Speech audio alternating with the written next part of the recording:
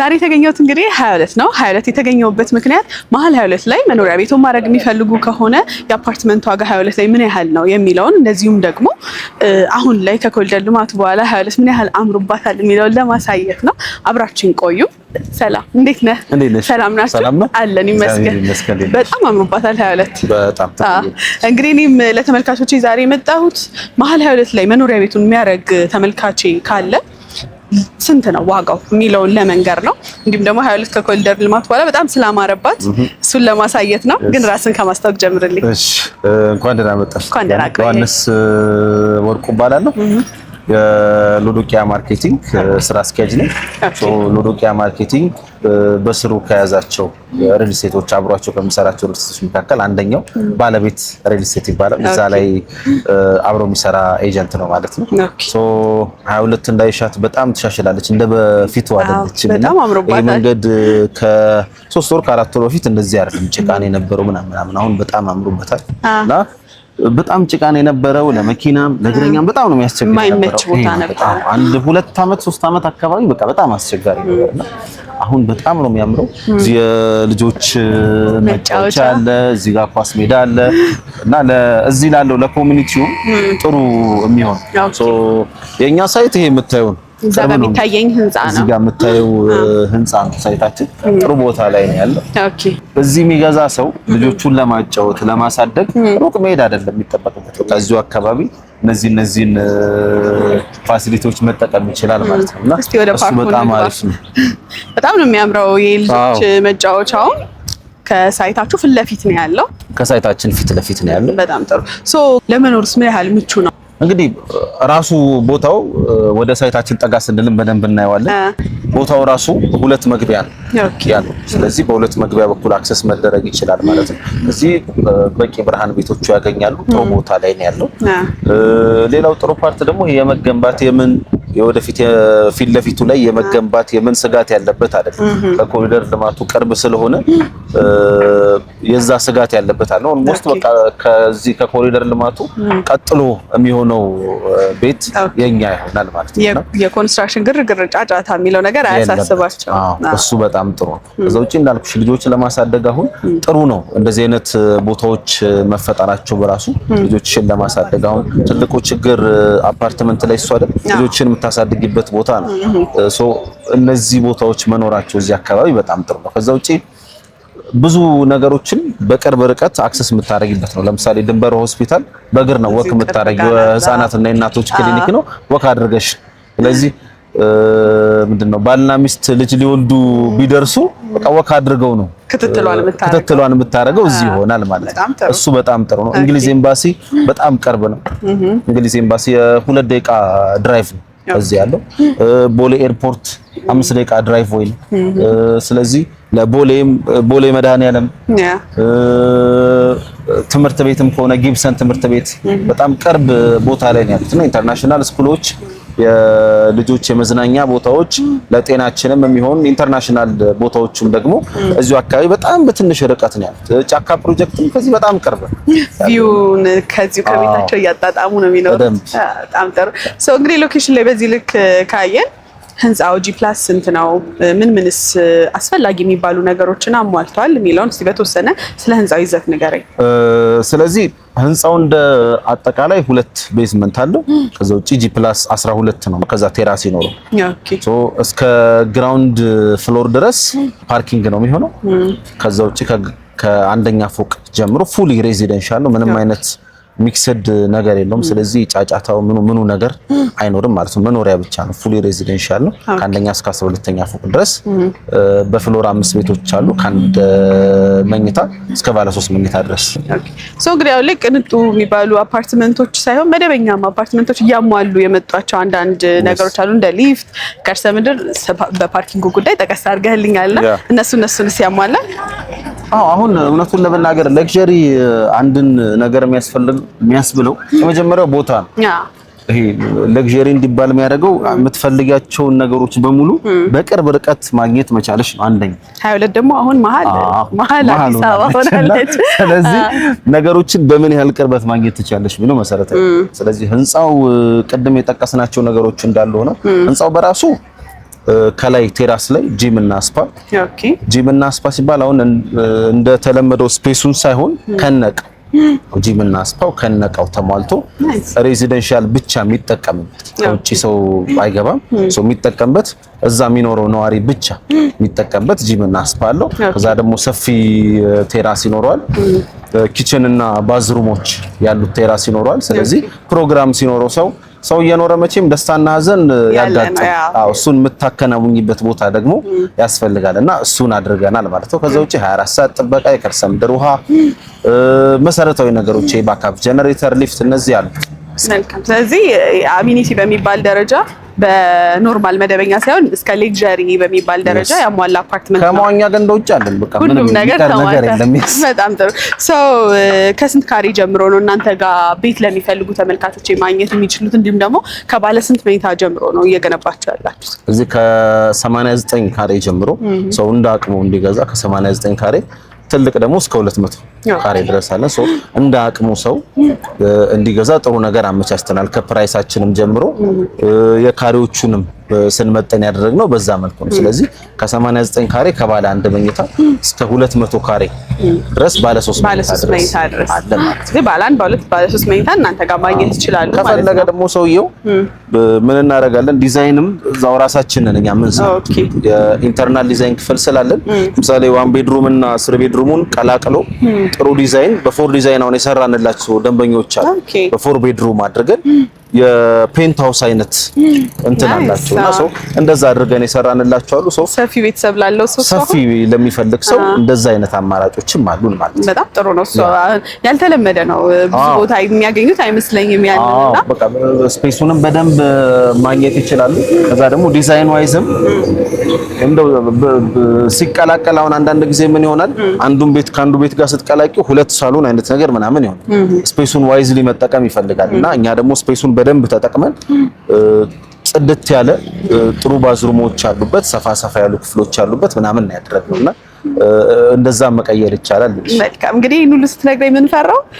የአካባቢውን ዋጋ ስለማውቀው የካሬ ዋጋቸው ምን ያህል ይሆን አልኩኝ። እንግዲህ ለተመልካቾች ዋጋውን የካሬውን ትነግረኛለህ፣ ያከፋፈል ሂደቱን፣ አሁን ደግሞ ሳይቱ ያለበትን ፕሮግረስ በአካል ሄደን ማሳየት ስላለብን ወደዛ እንሂድና ያንን ሁሉ ግልጽ እናደርግላቸዋለን። መልካም። እዚሁ ቅርብ ነው፣ ወክ አድርገን እንደርስበት ይመስለኛል። እንግዲህ ሳይቱ ጋር ደርሰናል። ቆንጆ ፕሮግረስ አድርጓል። ስንተኛ ፍሎር ላይ ነው ያለው? አሁን የ7 እየሰራ ወደ ሰባተኛ ስላብ ተሞልቷል። ኦሬዲ ነው እየተሞላ ነው። የፌሮ እየደረደርን ነው። እንዲሞላ ቀጣይ ሳምንት ወይ 2 ሳምንት እንሞላለን። ጥሩ ፕሮግረስ አድርጓል። ከዚህ በኋላስ የሚጠናቀቀው በስንት ጊዜ ነው? አሁን እውነቱን ለመናገር በእኛ ስትራክቸሩን ለመጨረስ ከዚህ በኋላ 4 ወር 5 ወር በቂ ነው። 4 ወር 5 ወር በቂ ነው ስትራክቸር ለመጨረስ።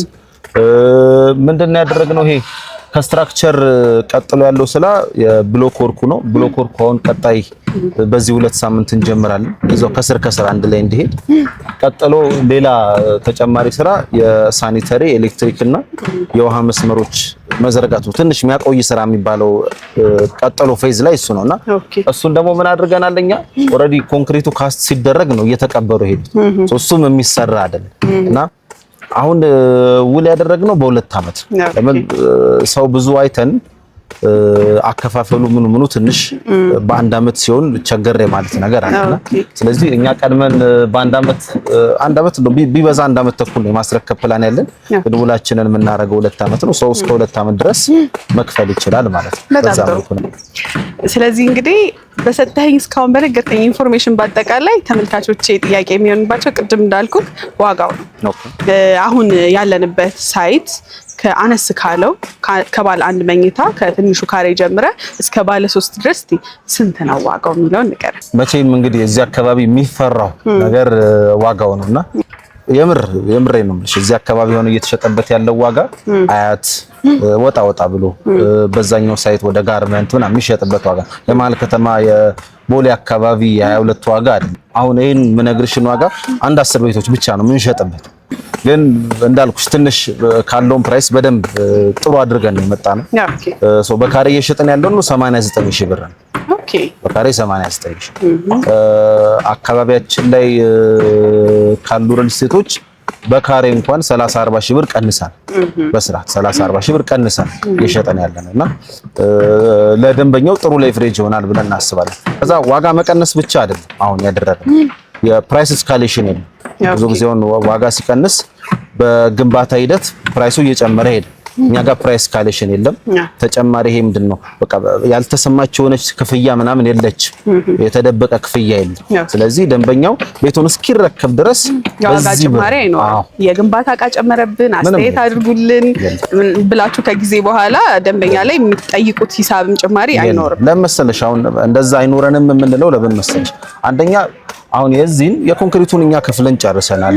ሙሉ ለሙሉ ለዚህ ግንባታ የሚሆነን ፌሮ አስገብተናል። ይሄ ለስትራክቸራል ፓርቱን ለመጨረስ የሚያስፈልገንን ነገሮች ፌሮ፣ ኮንክሪት ነው። ሌላው እነዚህን ከፍለን ጨርሰናል። እነዚህ ናቸው ዋጋው ላይ ልዩነት የሚፈጥሩት። አዎ ከዛ ውጭ ኢምፖርት ኤክስፖርቱን እኛ ራሳችንን የምንሰራው ፊኒሺንግ ማቴሪያሎች ራሳችንን ኢምፖርት የምናደርገው ሌላ ኢምፖርት ያደረገውን አይደለም የምንጠቀም።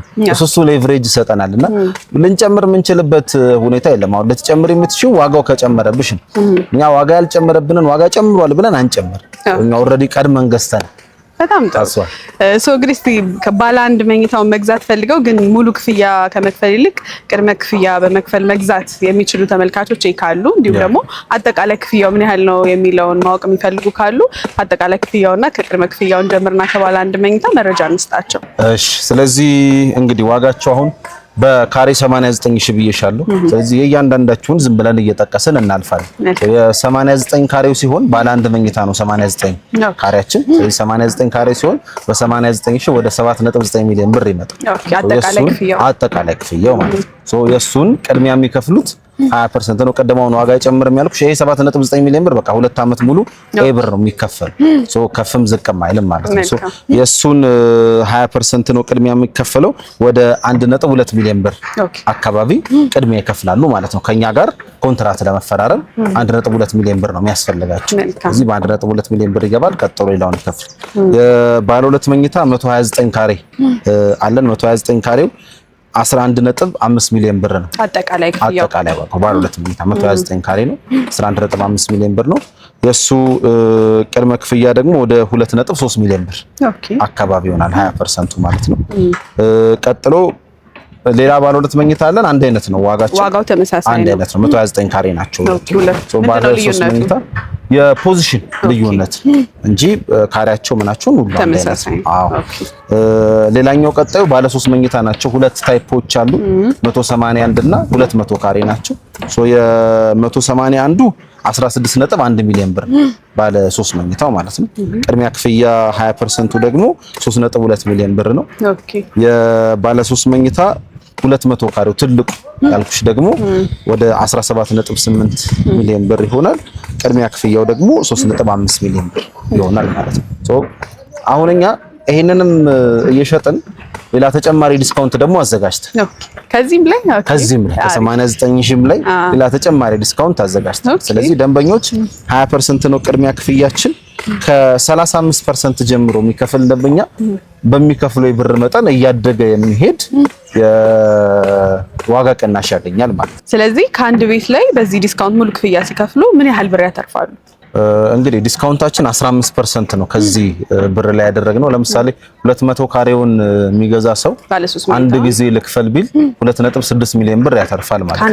ከአንድ ቤት ላይ 2.6 ሚሊዮን ብር። ስለዚህ 17.8 የነበረው ቤት 15.1 ሚሊዮን ብር ይሆናል። ስለዚህ በ15 ሚሊዮን ብር ባለ 3 መኝታ 200 ካሬ ማግኘት ይችላል ማለት ነው። በጣም ጥሩ።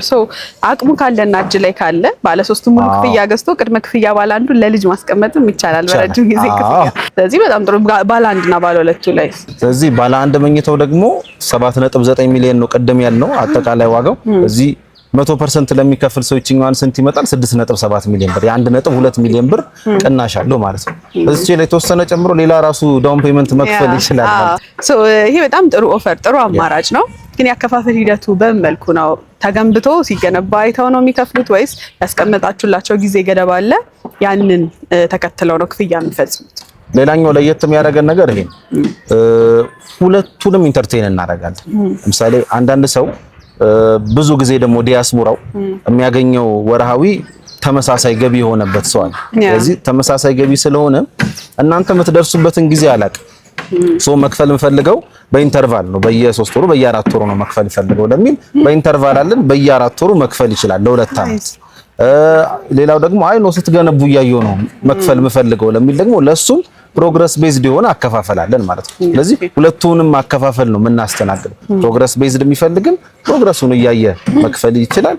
አይ እኔ ቋሚ ገቢ ነው ያለኝ እሱን ላጠራቀም የሚል ሰው ደግሞ እያጠራቀመ በየ4 ወሩ መክፈል ይችላል ማለት ነው። ለደንበኛው እንዲመች አድርገን ያደረገ። ይሄንን ቪዲዮአችንን እንዳዩ ስልካችንን እናንተ ጋር እናስቀምጣለን፣ ይደውሉልን። ለምሳሌ ውጪ ያሉ ሰዎች በዋትስአፕም በቴሌግራም ሊደውሉልን ይችላሉ፣ በዛ ላይ ያገኙን ይችላሉ።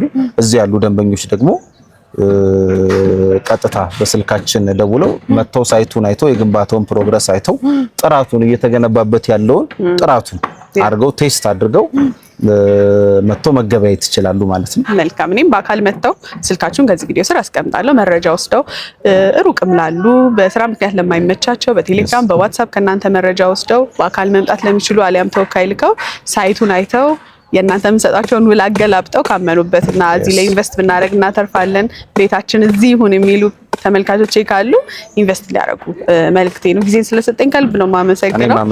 ቆንጆ ነገር ነው የሰጠኸኝ መረጃም ያሳየኸኝም አካባቢ በጣም ወድጄዋለሁ። መልካም ቀን እንላችሁ። እናመሰግናለን። እንግዲህ መልካም እድል ብለናል ለደንበኞች 10 ቤት ያልከኝ ጨመር ታደርግላችኋለህ ብዬ ተስፋ አደርጋለሁ። ባንቺ ከመጡ የተወሰነ እንጨምራለን። ችግር የለም። ብዙ ተመልካቾች እኔ ቤት ፈላጊ ናቸውና ይመጣሉ። አንተ ደግሞ በጥሩ ተንከባከብልኝ። አመሰግናለሁ። መልካም ቀን። አመሰግናለሁ።